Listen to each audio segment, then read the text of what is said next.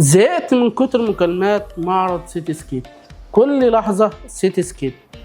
طيب خليني اقول لك على حاجة سريعة. سيتي سكيب هيبقى فيه اكبر المطورين، ويعتبر اضخم معرض عقاري بيتعمل على مدار كل سنة. بس ازاي استفاد منه وازاي هضيع وقت فيه؟ هضيع وقت فيه ان انا هفضل الف على المطورين كتير، من صالة واحد لصالة اتنين لصالة تلاتة، اللي ارجع لواحد تاني، والعروض كتير ومعرفش اخد قرار.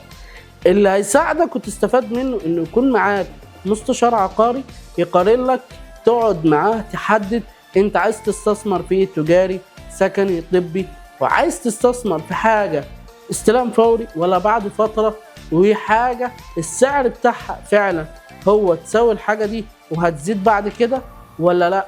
وفي نفس الوقت يتفاوض لك ويجيب لك ايه، اطول فترة سداد واقل مقدم واعلى نسبة خصم. عشان كده كلمني وخليني اساعدك